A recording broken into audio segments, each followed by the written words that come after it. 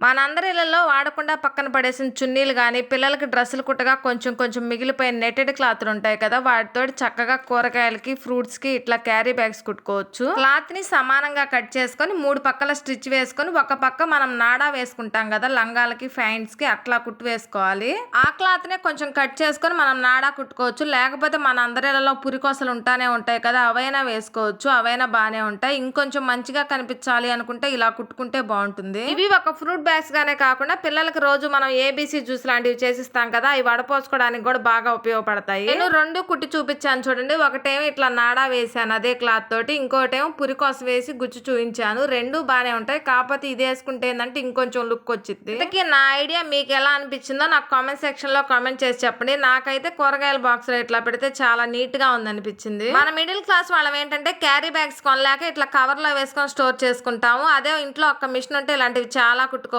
1000 subscribers దగ్గరగా ఉన్నాం. Please subscribe అబ్బా.